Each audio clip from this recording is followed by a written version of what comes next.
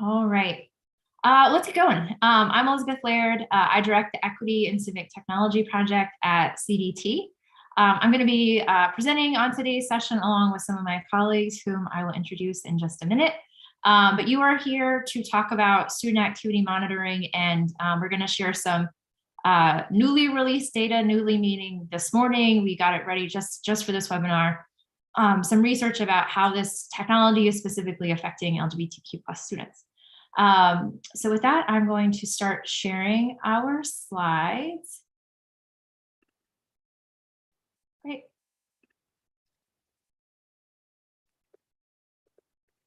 Okay. So just to go over some housekeeping items before we really dive into the content of today, which is the really good stuff.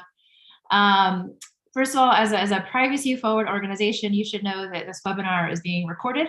We will make that available to everyone who RSVP'd, as well as on our website. So if you missed something or want to go back to it, we will have a record of this webinar. We are also live streaming it on YouTube. So hello to those folks who are joining on YouTube, in addition to those who are on the webinar. Even though this is a webinar and this far into the pandemic, you think we would be used to it, we really do want to encourage and hear from y'all. So we have enabled Q&A for this session, and again, as a privacy-forward organization, you don't have to let us know who you are. You can submit questions anonymously, and we will either get back to them in the chat or as part of the discussion at the end. And even though we're mostly reserving Q&A for the end, don't let that stop you. Feel free to throw those in the Q&A box as we go through. We definitely want this to be responsive to the questions and thoughts that are on your mind. If you are on the live stream and don't have access to the Q&A function in Zoom, or you just don't want to submit them there, you can also email questions at cdt.org, as well as hit us up on Twitter using the hashtag CDT questions, and just make sure you add us at CendDemTech, Center for Democracy and Technology. And finally, again, this far in, you think we'd have it down, and yet I regularly mess this up, but just please make sure you're on mute during the presentation and throw anything that you want to hear from us in the Q&A. Okay, so I've introduced myself, so I'm going to keep us moving. I'm joined today by Cody Vensky, who is my colleague at CDT and works on the Equity and Civic Technology Project. You're going to hear from him later on in terms of what we are thinking about in terms of policymaker recommendations. This is a policy-focused webinar, but I'm always excited to present with Cody. But if I had to choose, I'm even more excited about bringing together Chris Wood and Seema Samimi, both of whom have lots of expertise and passion about this issue. So we're just going to give them a minute to say hello. I'll start with Chris. He is the executive director and co-founder at LGBT Tech. So Chris, my intro question to you is, how did you learn about the issue of student activity monitoring, and why is it an issue that you care about? Thank you so much for having me today. I'm really excited to talk about this.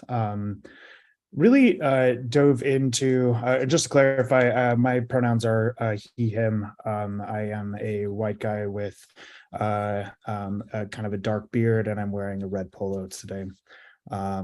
I really dove into this particular piece as we started understanding and learning more, probably about 8 years ago, about learning how LGBTQ individuals were gaining access to information at public schools and libraries to LGBTQ helpful content. And recognizing that over that time frame, a lot of schools, districts, and so forth, when they take universal service funds, they have to put filters in place. Filters are, and we do support filters to ensure the safety of our children, but we want to make sure that it is uniform across the board, and understanding that ensuring that the information that a LGBTQ individual in Iowa is the same that someone would get in New York City. And so that really kind of shined a light on this particular piece of the way that information was being collected about LGBTQ individuals, and really gave us a little bit of pause to understand and make sure that we were looking at the perspective holistically in public schools and libraries when it came to the LGBTQ community. Okay, thank you. And we will hear more from Chris throughout the presentation. Seema, who is joining us from Minnesota, specifically is an assistant professor at the University of Minnesota. Same question to you. How did you hear about student activity monitoring software, and why is it an issue that is important to you?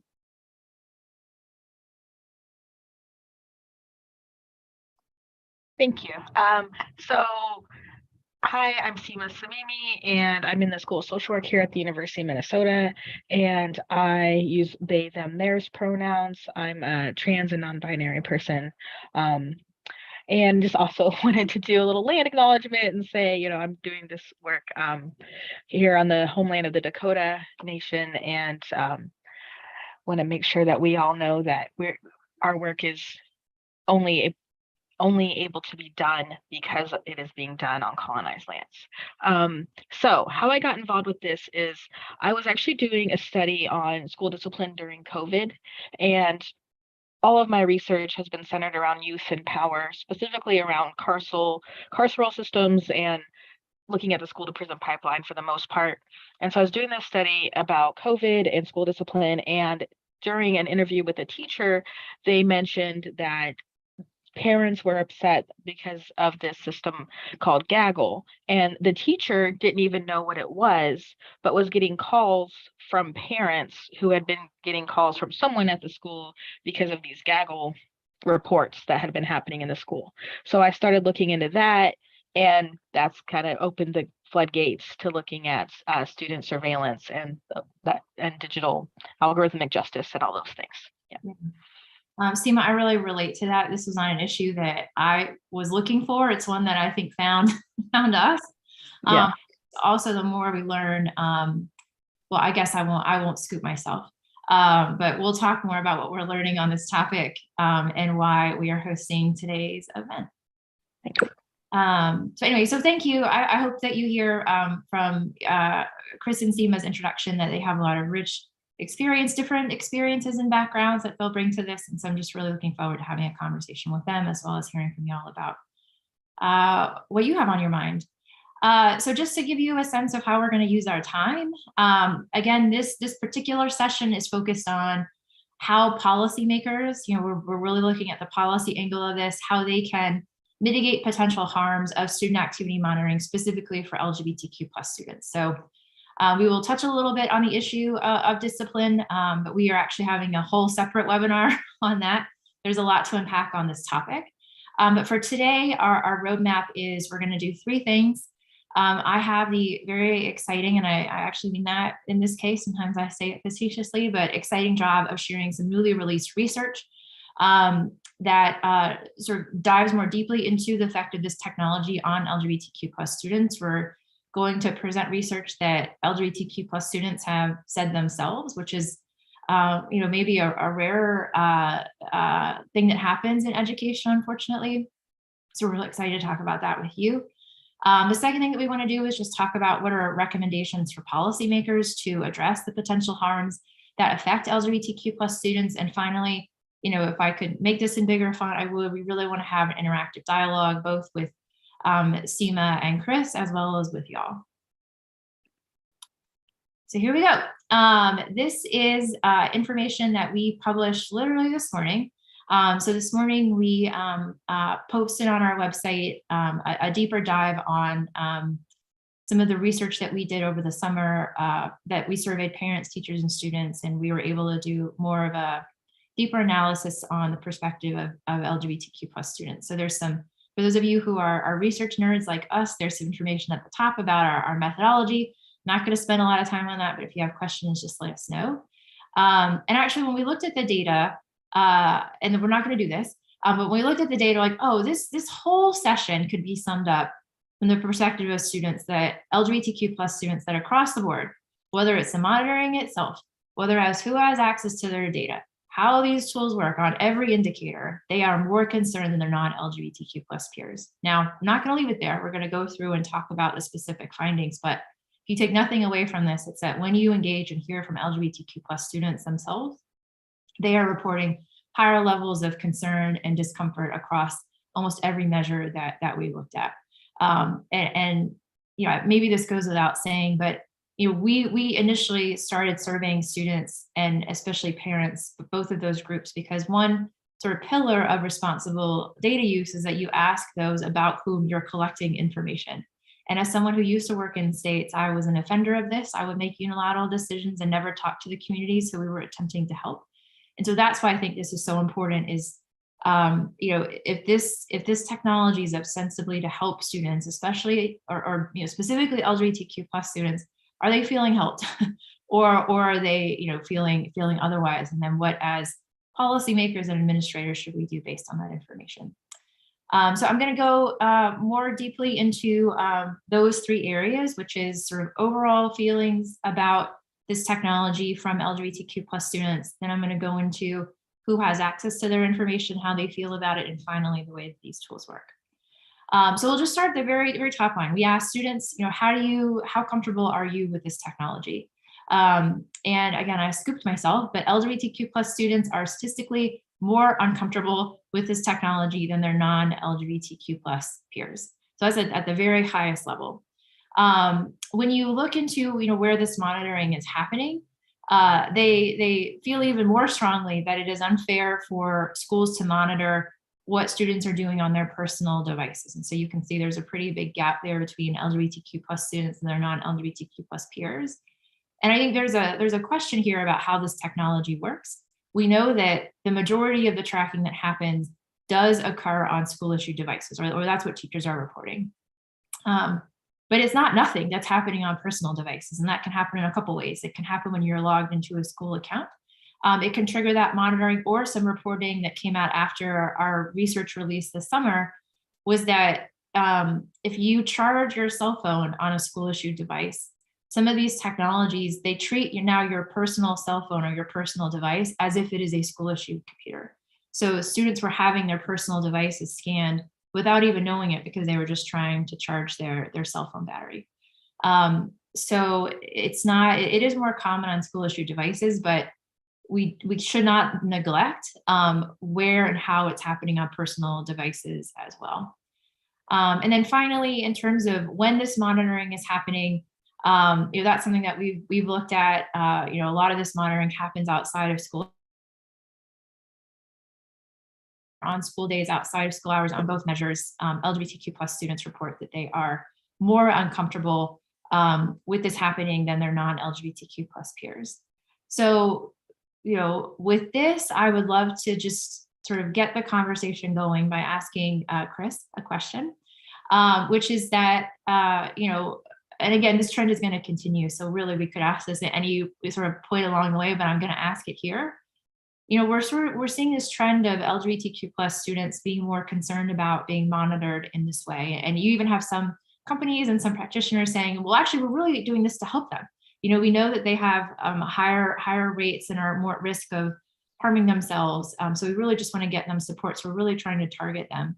But can you share some sort of historical and social context around why we may be seeing this trend, even if these tools are sort of directed at helping them?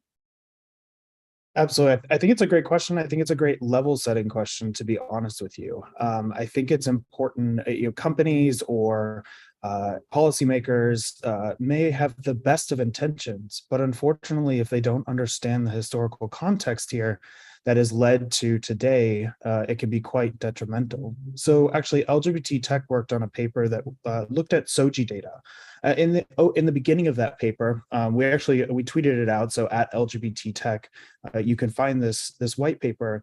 But what we did in the beginning of that was really level set, and it's important to understand that historically, LGBTQ communities, and more specifically, gay men and lesbian women, have been earlier in the time frame. Now we're looking at our bisexual, transgender, and questioning and queer family members, that the invasive intrusions into our privacy historically has been really bad.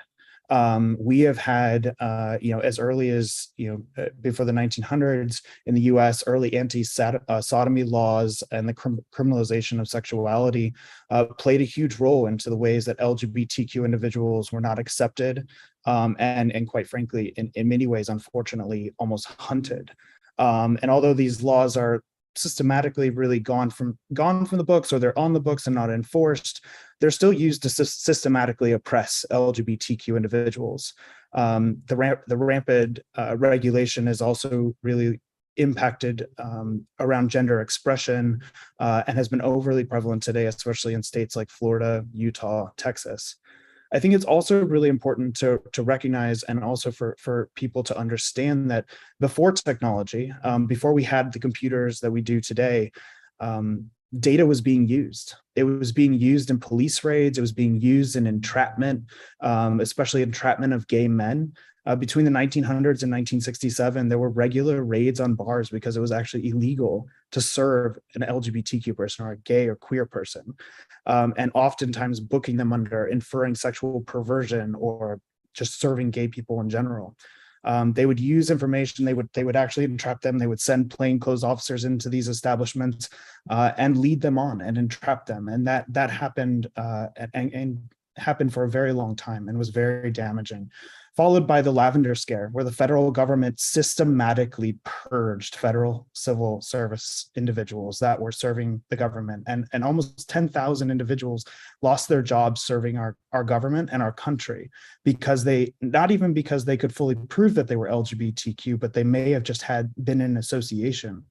And so, it's really important for us to understand the history, to understand how our data, our information has been really used against us in so many ways.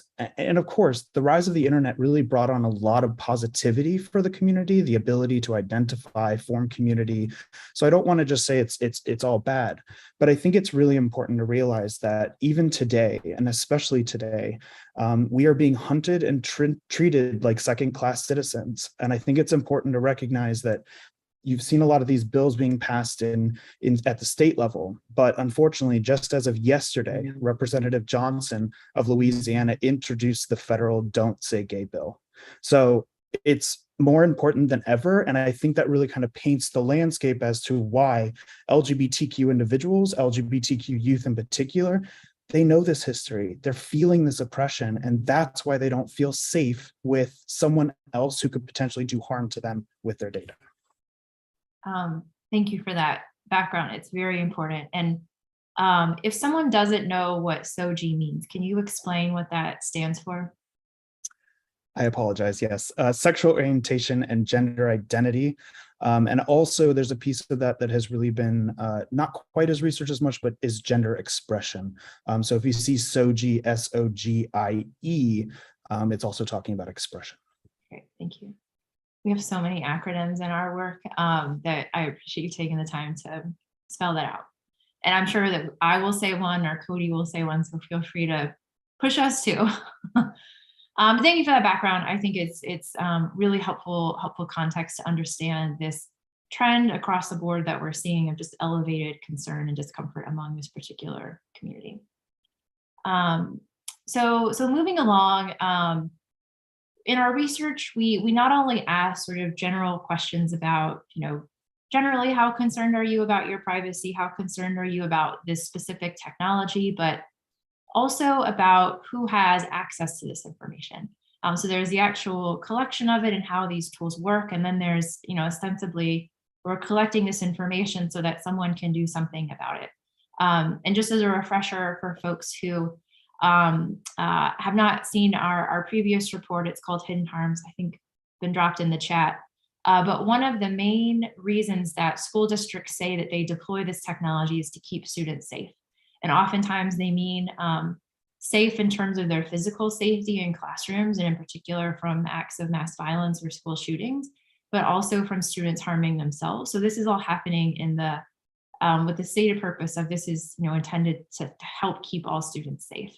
And so part of that is, if this information is being collected with that, someone, would need to see that information and then do something about it. So that's one of the things that we focused on in our survey too, is who has access to this information? What are they doing with it? And do people, whether it's parents, teachers, or students, trust what they're doing with it? So the slice of data that you're seeing here are specifically about LGBTQ+ students.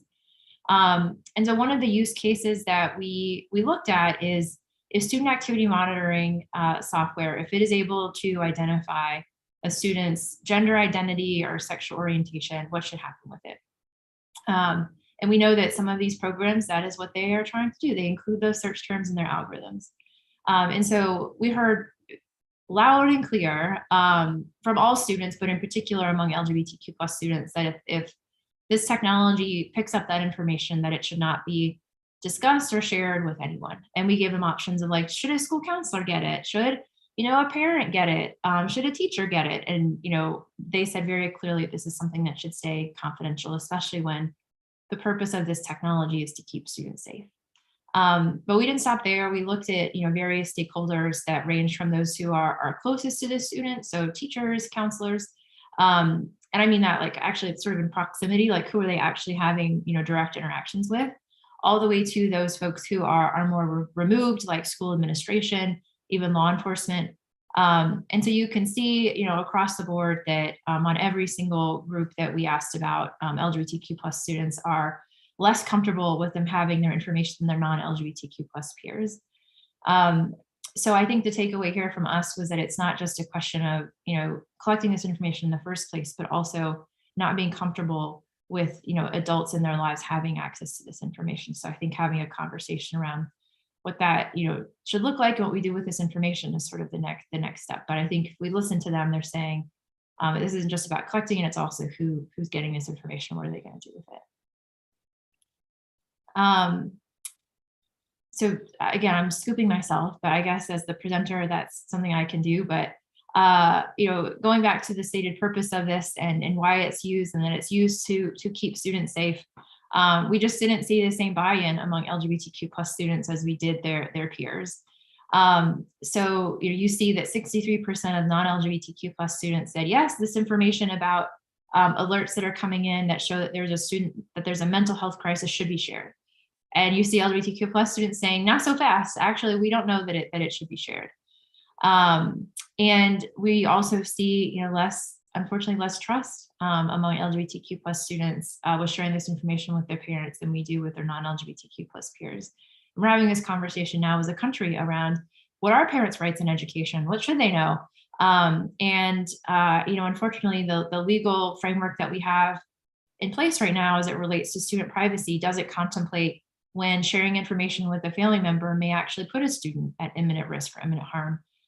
There's a legal framework for once that abuse has happened, but in terms of giving discretion around how to not put children in that position, there isn't sort of a legal differentiation that would sort of allow schools to, put in place policies that could account for those risks. And then the last thing that I will talk about in terms of our research, and there's much more online that I know my colleagues are dropping in the chat. But we dug into how does this technology actually work? Like what are schools monitoring?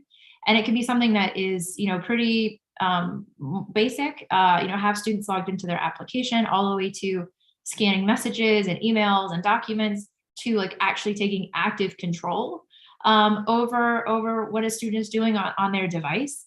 And again, across the board, you can see with all of those functionalities that LGBTQ plus students are less comfortable than their non-LGBTQ plus peers with each of the ways that this monitoring technology can function. So on the one hand, I know this feels redundant, but in terms of consistent messaging, I think we hear loud and clear that when it comes to this technology, LGBTQ plus students are more concerned and less comfortable with its deployment than their non-LGBTQ plus peers. So with that, I would love to also invite some reactions from our colleague in Minnesota, Seema. And in particular, given your research on discipline in a COVID area included, but not limited, when you see these trends and when you see, the way that this technology is working, could this potentially reinforce or deepen existing disparities and inequities? Yeah, thanks for the question. So, first I want to say that unfortunately, there hasn't been a lot of research about what the existing disparities are in the past 10 years. The latest report that I could find is from 2016, and I have my hypotheses about why that is. And I'm talking about that specifically talks about disparities for LGBTQI plus students. But the information from, I'd say, the early to mid 2000s that is out there does consistently point to the fact that LGBTQI+ students are disciplined at higher rates than their straight or non-identifying counterparts. They receive exclusionary discipline, meaning suspensions, expulsions, and referrals to law enforcement at higher rates, and that they are, another part of it is that they are often outed in the discipline process, because one of the things that has been found is that when a LGBTQI+ student is in violation of school policy, a very common thing that has been found is that there's been bullying happening, or some sort of, gender or identity-based violence, and that student is then acting in self-defense or fighting back against that, and then gets in trouble for fighting or whatever it may be, or name calling, and then it comes out that this is why this happened, and this is how their identity is shared with folks. So that's a really, I would say, like, not the best way to come out for most people, and really harmful process for students. And so when we look at things like student activity monitoring in the in our context today, like last year, at least one student in Minnesota was outed to their parents because of a Gaggle report. So Gaggle is a software that Minneapolis Public Schools was using. We have put a pause on using it for now, but the school administrators got a report saying that this student searched for terms. I don't know what those terms were that were flagged. I have heard anecdotally that it was literally the student searching, how do I talk to my parents about being gay? And instead of talking to the student or even telling them that there was a report or that they were being monitored, the school administration called the parents directly and told them this was happening.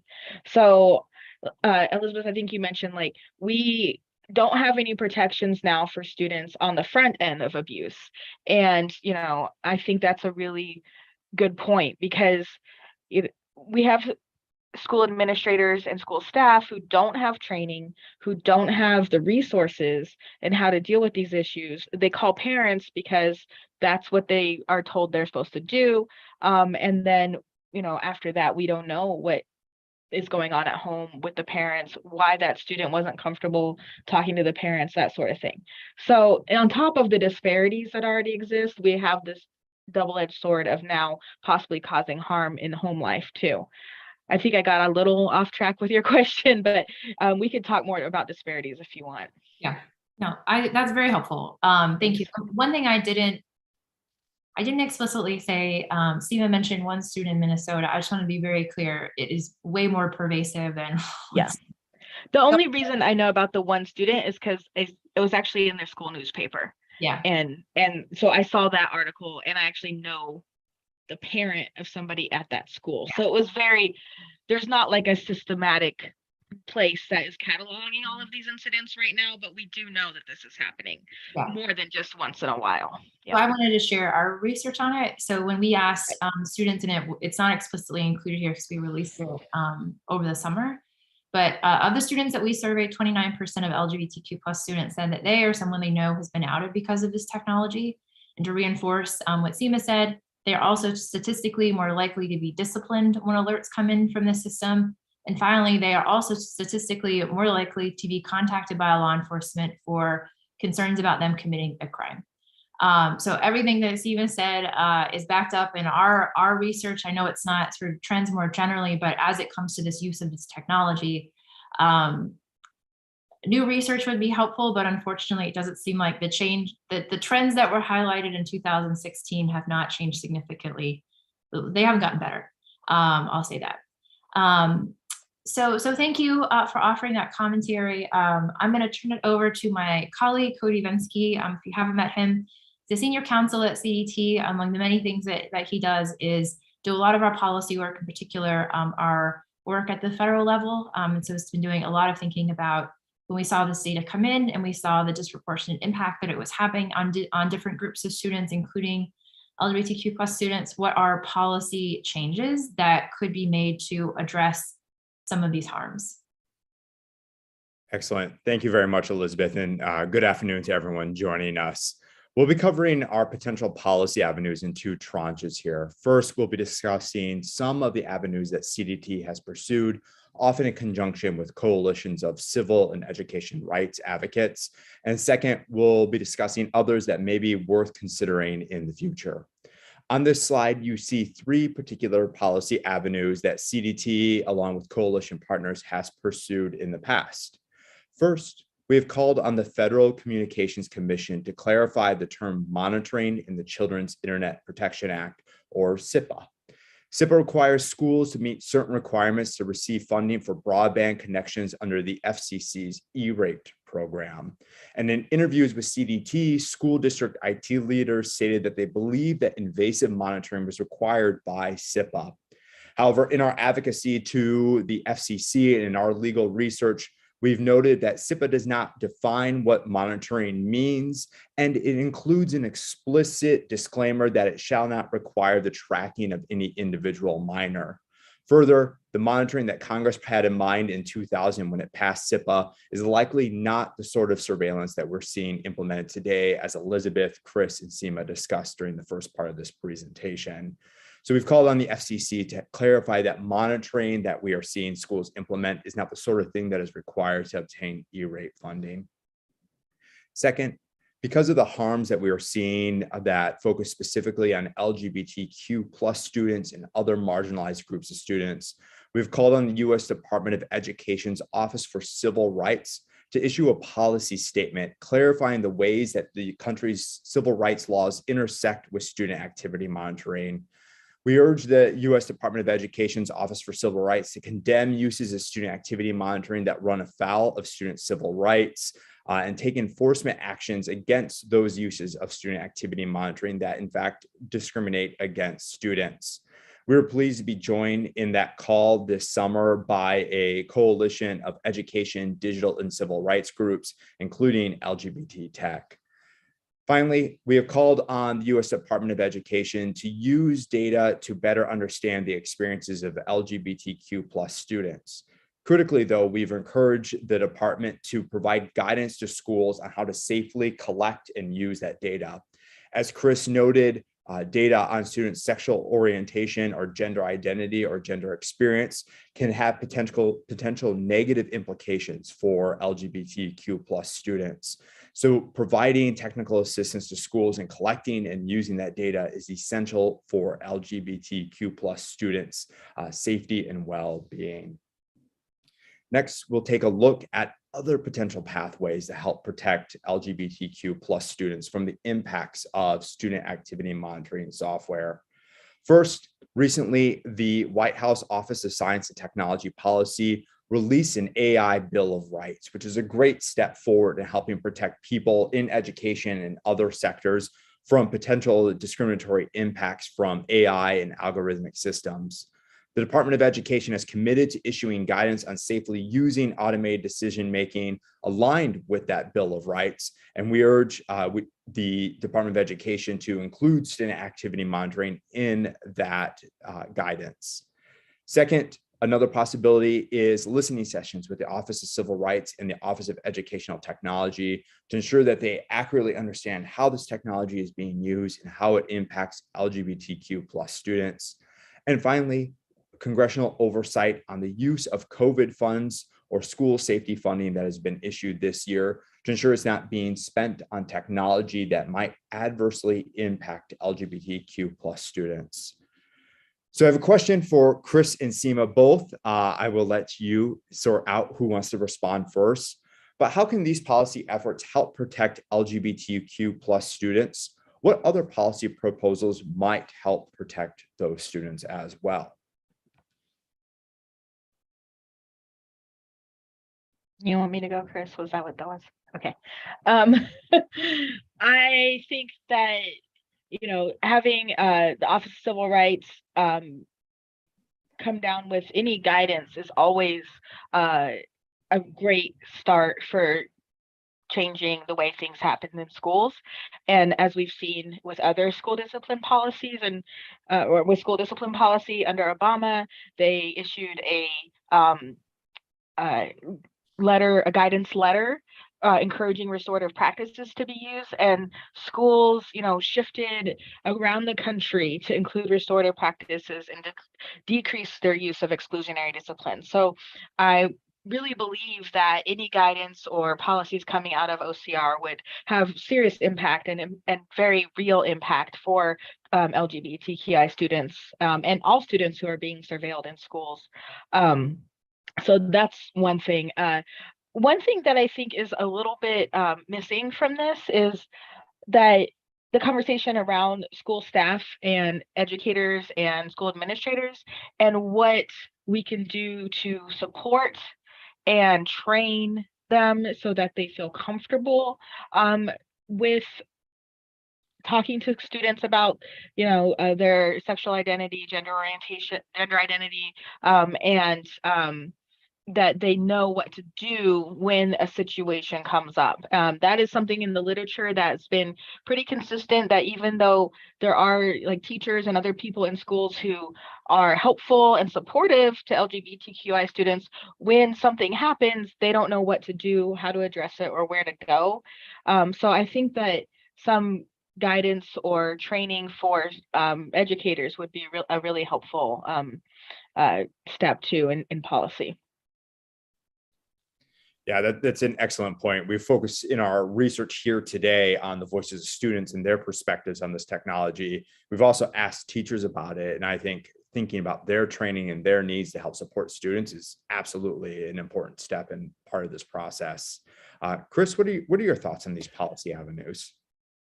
So I think I do really appreciate the fact that we're looking at it from multiple angles and recognizing that there's multiple areas of the U.S. government and different agencies that actually control these different parts of money, as well as how students should be taken care of in this country. So I do really appreciate that. I do think asking for clarification from the FCC is key. It's something that we've most certainly asked for on the actual how information is disseminated to schools, or what information schools can have access to. But I also, I do want to also underscore and agree with Seema, is that I see so often where maybe teachers don't have the tools or resources. I mean, some parents don't have the tools or resources or know where to go. That's why LGBT centers exist and some of these national organizations, PFLAG, et cetera, because parents are looking for that information. Teachers and administrators are also looking for that information because they want to make, they spend how many hours a day with our kids and our children. And so what they want to do is ensure that they're doing right by them. They want to make sure that they're taken care of, and they also want to make sure they're not going to do something that's inadvertently going to harm them. So I think support and training for teachers and administrators is extremely important. I think it's also important to remember that data is data. It doesn't become a problem until it lands in the hands of someone who is going to do something with that data.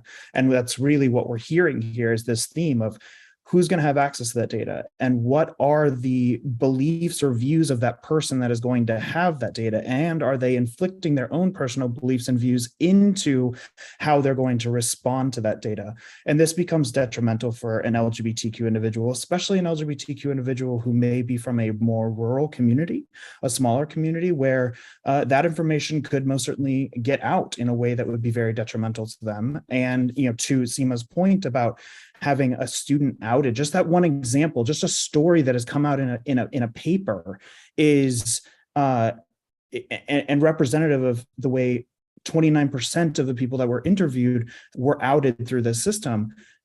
What's happening at home? What are the beliefs of those parents at home? And so has the school system then put that child in danger of going to things like conversion therapy, which has scientifically been proven to be damaging and detrimental to LGBTQ individuals, yet it is still a practice that is still legal in states around this country.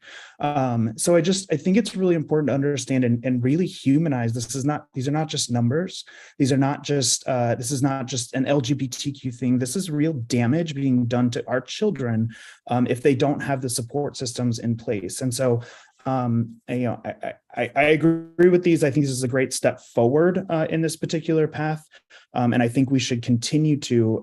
And I would say this, I would call on LGBTQ centers across the country, LGBTQ's local organizations to continue to rise up these stories, because right now it's a lot of data and there's a lot of figures coming out, but it's the real life stories that we hear when this information comes out that it humanizes the data. And so I really call on LGBTQ centers to be stepping in, supporting their communities, ensuring that if things are happening like this to students in their district, that they are making sure that their school boards, their parents, their supportive communities are aware so that this can change. That's a great point, Chris. And I think that's always the important thing to remember behind any sort of data or survey release or policy proposal is there are real human beings behind it. In this case, we're talking about the well-being of kids and students. And so that's the fundamental thing we're trying to do, is protect their well-being and their safety and educational happiness. So we're going to take a little bit of time now to open the floor for discussion. I know that Tim has been plugging the opportunity to ask questions of our great panelists here. So I encourage folks to hop into the Q&A feature and ask anything that might be on your mind. We do have a couple of questions pending, but while folks get their keyboards warmed up, one I want to pose to Seema, Chris, and Elizabeth, if she is daring to weigh in, is how can school administrators who are responsible for handling students' data be more mindful of the concerns of LGBTQ plus students and help protect their well-being?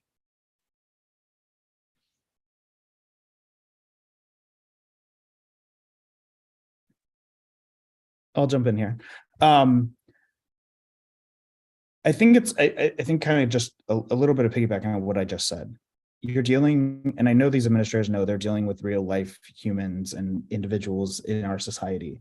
But I think it's also important to remember and really think about the fact that without guidance from the federal level, without guidance from the state level, or negative guidance from the state level, if you're in Florida, Texas, Utah, of what they can and cannot do, keeping in mind that that student, most LGBTQ individuals, before they ever come out, are going online and searching, trying to figure out and identify themselves before having a conversation with it. It's just like any other really, potentially hard conversation or something where you're coming out or talking about something you may not be fully comfortable with.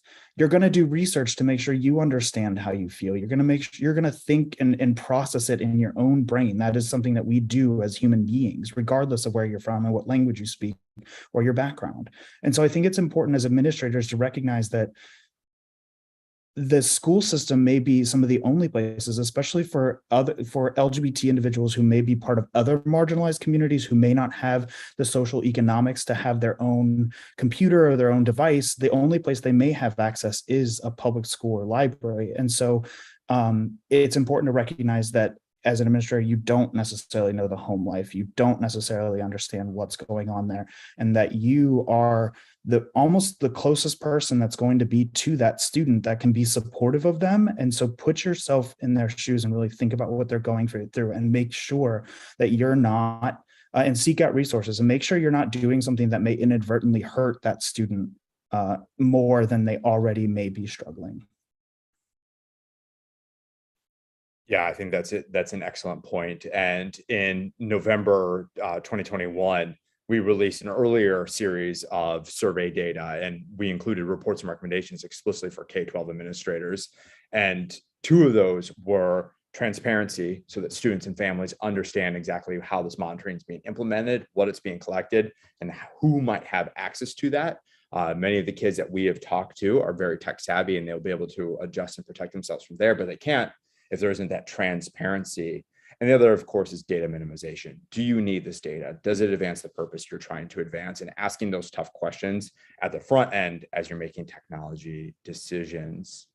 Seema, would you like to weigh in on this question about what should school administrators have in mind in making these decisions?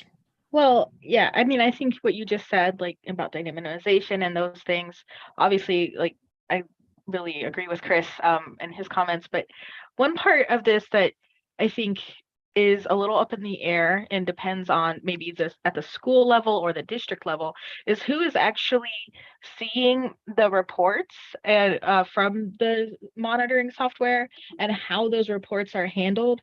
So I know that in some cases, I read a story, I think it was one of Mark's stories in the 74, if you've been following his work, about an entire class was flagged because they were doing a social emotional learning assignment. And when you're writing about social emotional learning, you're talking about mental health and things like that. And so the entire class was flagged. And so, who's looking at that data or that report and saying, okay, well, obviously we're going to talk to the teacher, or we're not going to do anything because it was an assignment, as opposed to like, oh, we need to call all of these students' parents, right? I also know that I've just heard from, so I'm in a school social work and we have social work interns at schools here in the Twin Cities. And last year it was our interns at some schools who were making those calls home.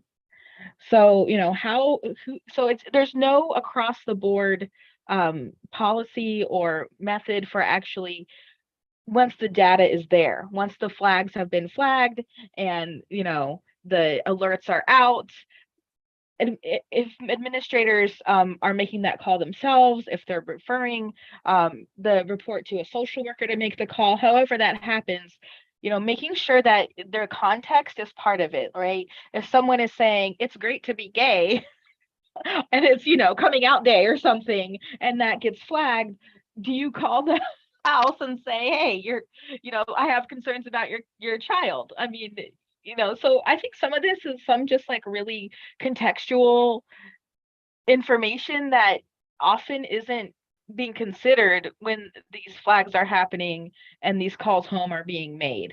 Yeah. And the thing I would add, if I could, moderator, is just quickly, I wondered when we saw our data and saw the way that LGBTQ plus students are disproportionately targeted by this technology. I think all of the historical research and information that Chris and Seema shared are so important. It also makes me wonder about the algorithms themselves. When one CEO, for example, is on the record as saying, like, we explicitly include search terms related to sexual orientation. I wonder about to what extent this is baked into the algorithm itself. So when it comes to school administrators, what I would love to see is them asking more questions about that. What research have you done on your algorithm, the search terms that you're using to make sure that you aren't disproportionately flagging certain groups of students? Or if you are, let's talk about the assumptions you're making. One CEO is making the assumption that this is a good thing. We should be identifying gay and lesbian kids because they may hurt themselves, and so we need to know who they are, which we could have a conversation about whether that is the right assumption. But just the values that go into these algorithms, there's not transparency around how they work. And so I think school administrators can play an important role as they are considering these tools to try and get more information about it for their own decision making, but also for the betterment of all school districts who are, being asked to do more to keep students safe. And like every other aspect of our lives, are looking at the role of technology in that. I think we're going to take some time now to pivot to some of our audience questions. I'm going to start with one for you first, Seema, which is, what should be the role of social workers in addressing this technology? Okay, thanks for that. I actually just wrote another presentation proposal about how social work can address this issue. And so I feel like there's multiple avenues, but one is what I just mentioned, social workers who are working in schools or interning in schools on that end. So there's two things I've heard. One is that the social worker is literally handed the report with the flags and said, here's all the, students that got flags. You need to call home.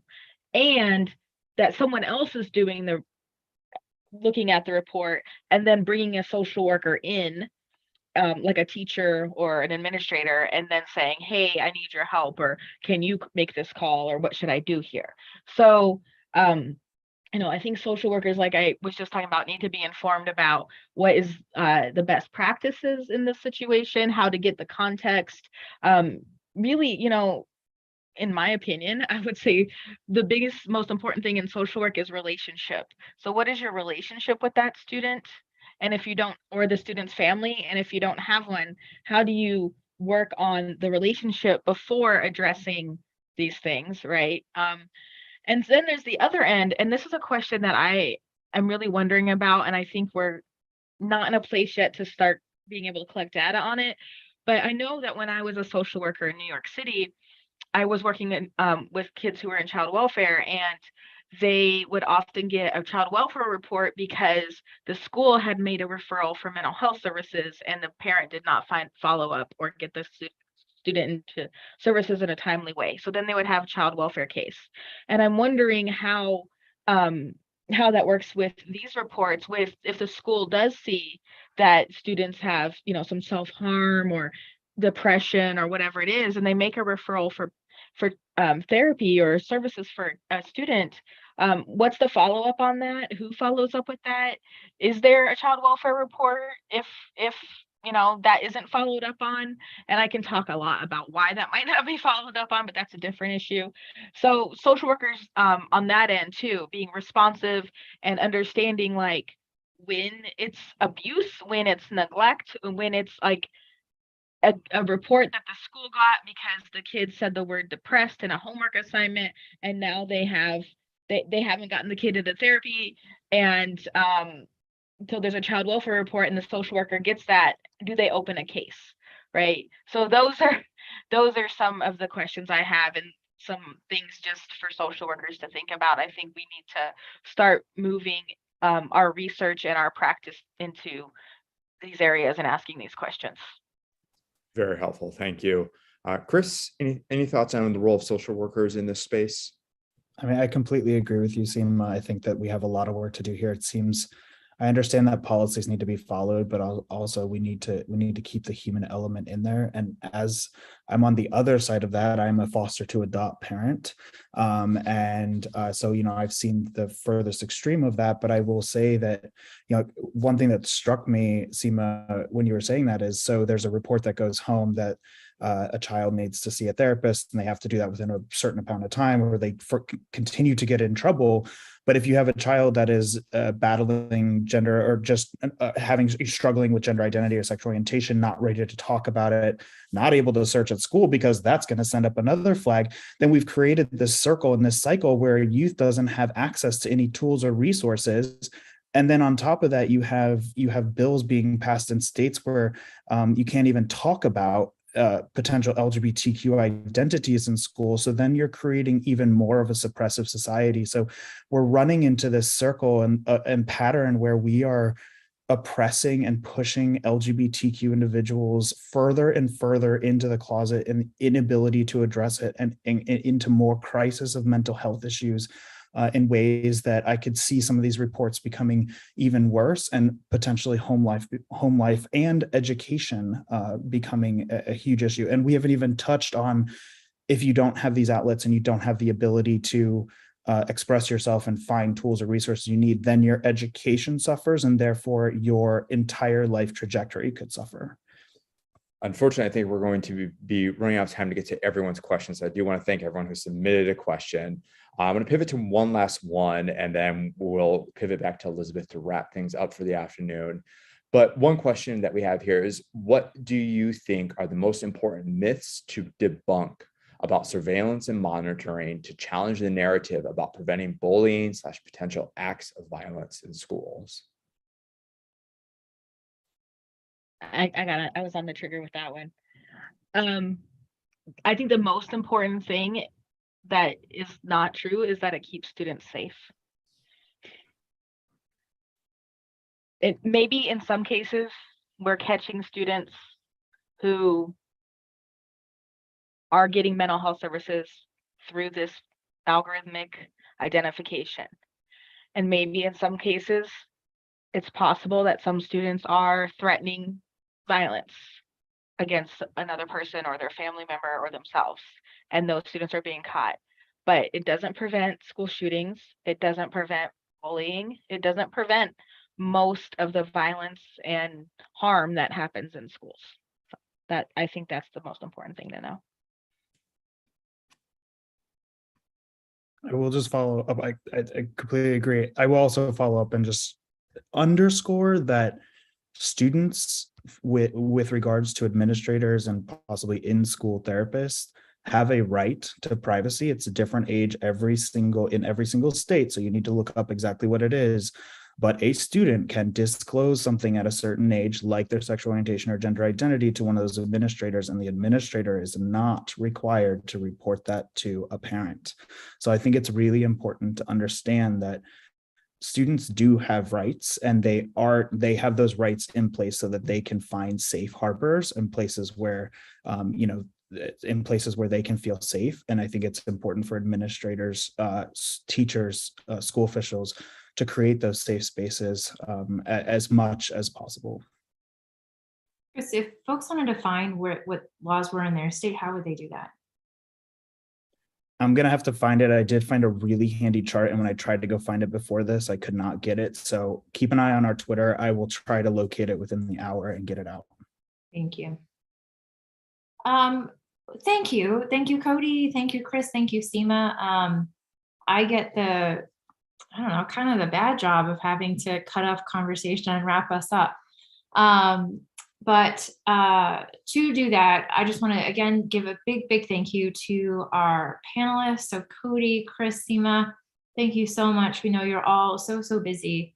And so just appreciate you taking time to talk about, but maybe not everybody's cup of tea to talk about technology, but I think you really talk about humanizing it and making it come to life and explaining how groups of students might be affected by this in ways that folks don't anticipate, that we can hopefully make better policies around. I previewed this earlier, but this is the first of a series of webinars. We're going to do 3 more that are going to do deeper dives on the impact of student activity monitoring software. The next one that we are doing is on November 3rd at 4 p.m. Eastern Time. It will be focused on mental health and students with disabilities and the intersection between those two things. We're co-hosting that with the National Center for Learning Disabilities, so really excited about that conversation. Similar to this webinar, we'll be sharing previously unreleased data that will look at both of those topics. So excited to share that with you as well. Chris and Seema, is there anything that we didn't cover that y'all want to make sure our listeners know about with regard to your work? It's okay to say no, I'll keep going, but I wanted to open the floor.